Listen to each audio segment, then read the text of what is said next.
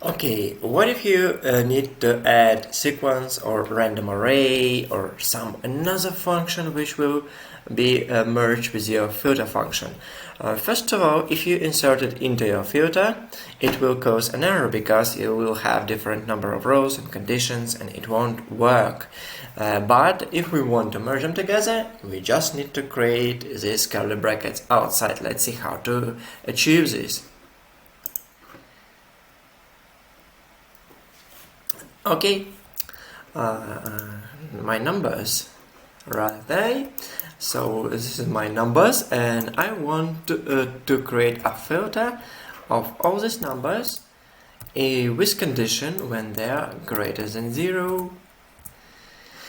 Usually I do it outside. So I just count number of items here with a filter.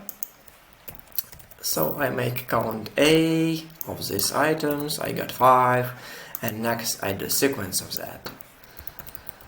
So this is like the best practice, but now I cannot merge it into a single formula. Sometimes I need to create a single formula output. Then I just change it to count if, and I'll count these numbers when they are greater than 0, which will produce just the same result. So and it's also a greater than 2, and this one is a greater than 2. So I got 5 here, and I got 5 items here. So when I want to add one part of formula to another, I just create these curly brackets outside. So this is the way you can use external sequence or random array maybe. Let's also see.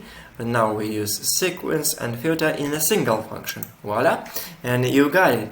But as I said, not too practical example, but now you can see, because sometimes you need to then create a query or some other calculation and select something. So in this way, you do it in one formula, so like it works like single data source. And let's also play and create a rand array instead of sequence. Rand array, it's a great function, number of rows just the same, 5. Now we have this random array, and it will recalculate each time I type something or delete something. Yeah, it calculates, and it's great to have this option and to make it work on the fly. Let's also go ahead and play. For instance, we need to create a random array which will be a random not between 1 and 0, but between 1 and 50. I multiply it by 50, and I'll make an integer out of it. 50, so it's not 55,000. Let's see. It's not an array now, and I won't also need to add index here. So now it works. It's like like a solution of it becomes really big and bigger.